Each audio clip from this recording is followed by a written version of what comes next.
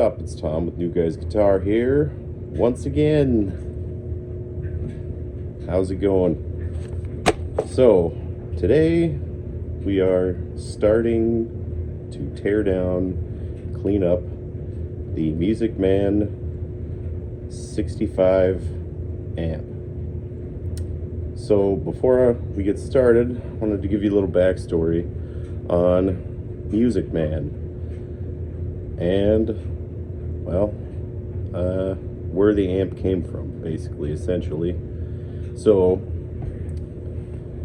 in 1971, a guy named Forrest White and a dude named Tom Walker formed Sonics Inc.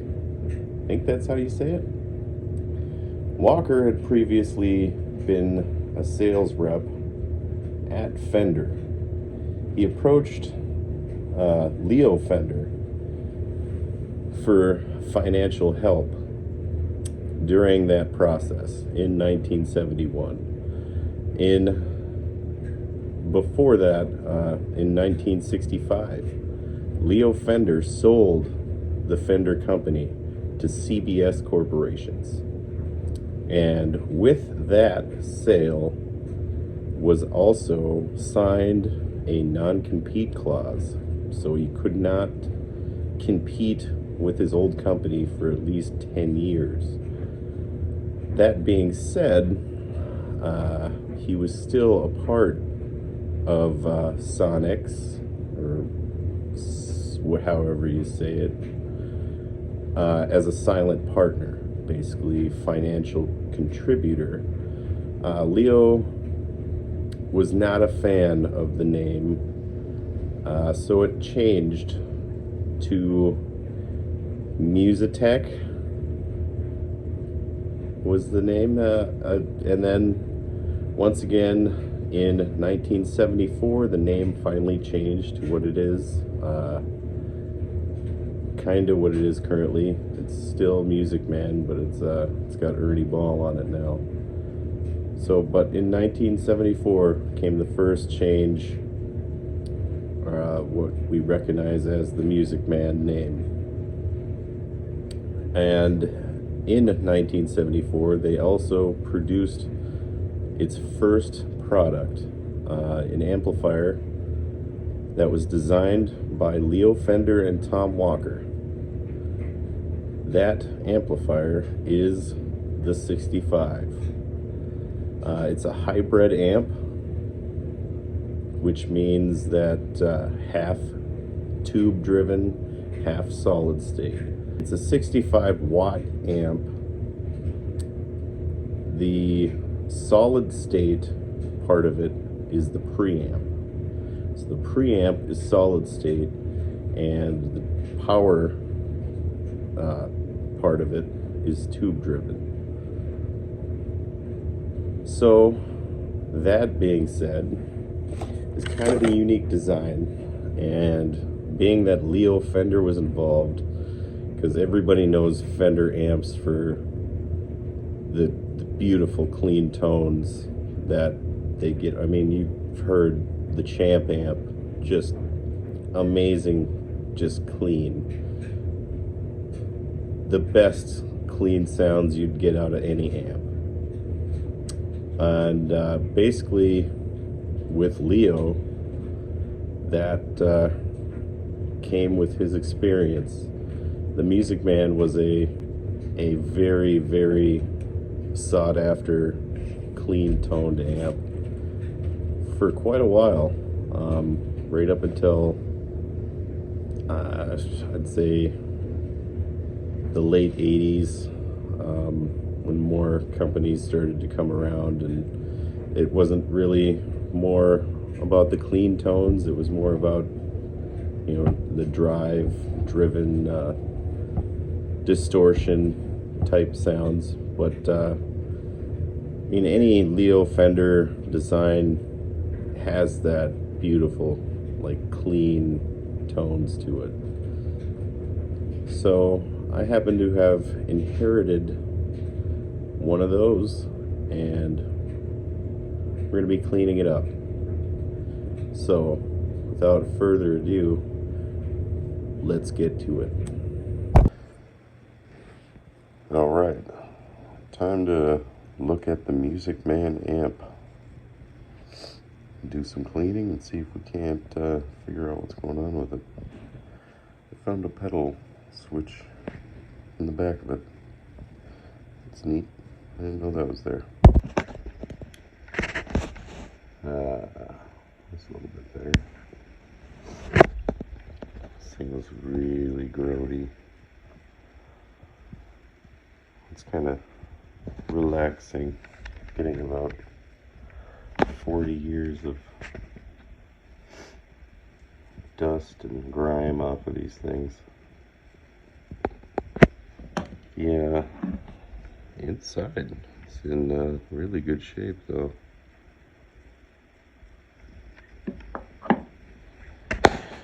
Just kind of doing the outside, and then we're gonna plug it in and see what we got before we start taking anything off of it. Alright, so this is kind of what we got for noise coming out of it at the moment.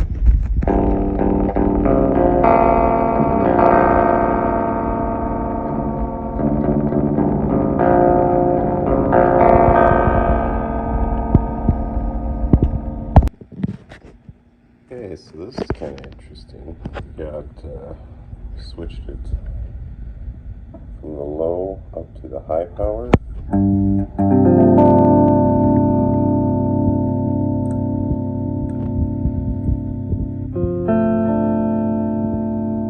We actually got cohesive sound.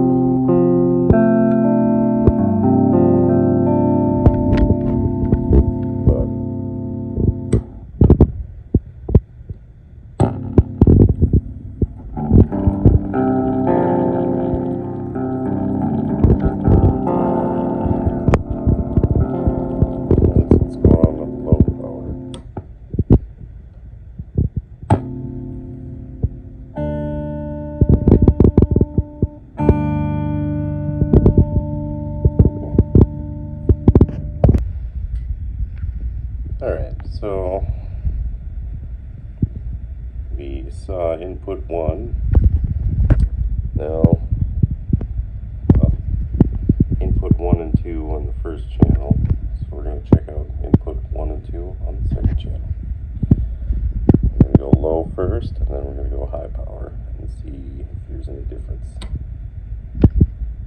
No power.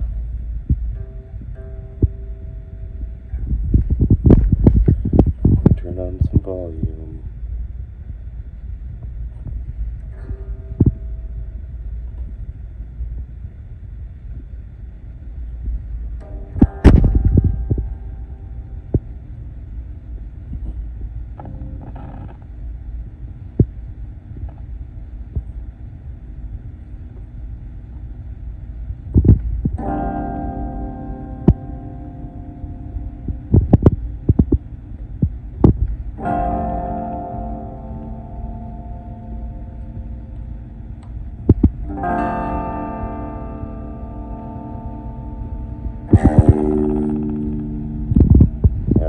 Much out of that. Turn this down a little bit. Let's go to high power, see what we get.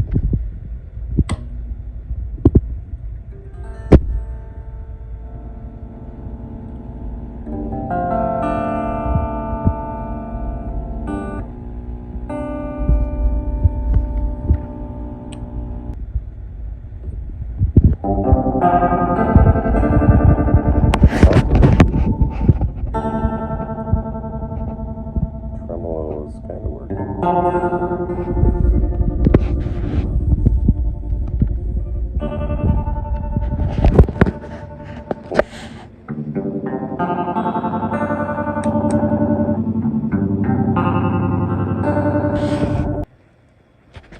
There, I took the handle off, and with that gone, you can really see the parts where I already cleaned up, and then how bad it actually was.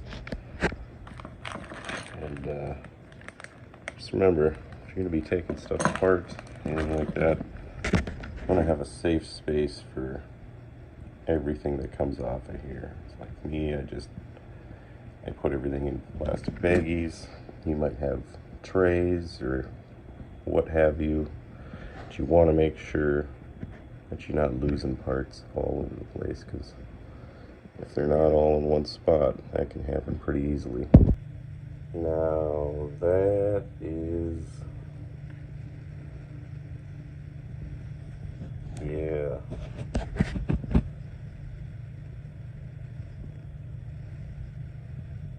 Those guys,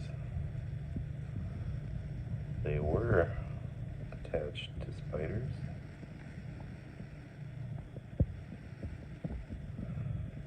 Not too surprising. That is just a lot of stuff in there, though. Wow. That's gonna need a vacuuming. Now we get this. Just took this cover off. Went mess around. Went right up in here. And take that bottom one out. I'm gonna clean that up. And then we're gonna break out the vacuum because, yeah, looks like it needs it. It looks like the speaker is still intact. No tears or anything like that. Yeah, really dirty. So when I was taking the reverb out, I found out why that wasn't working.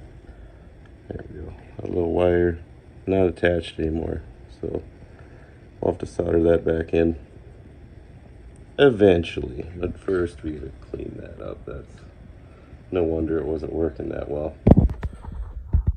Alright, so I needed to run to the store to get more wipes because this is a dirty MFer. So I got that. Also got a little motivation. Monster. Not sponsored by them. But, hey, if you want to.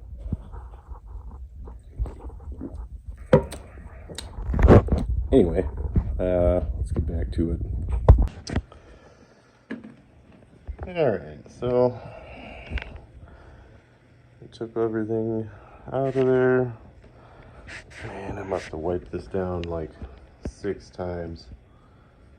So we're gonna start wiping down the inside of this. I'm gonna flip her over to the front, make sure everything's clean.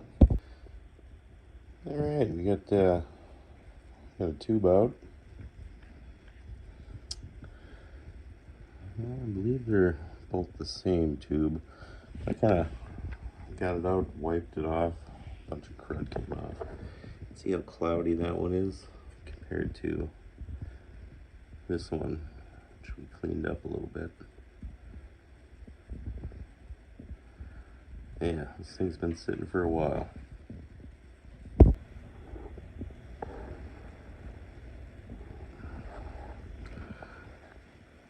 Alright, I kind of did some mild cleaning on the outside of it. So, I don't know who A-Ray is, but apparently he put a piece of tape on this amp.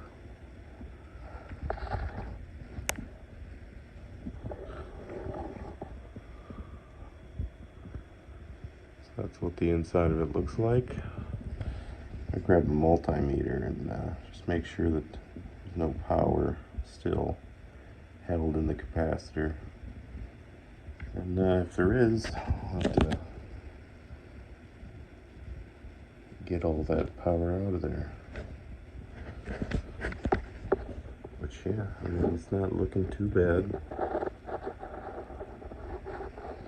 Like a light cleaning might do the trick.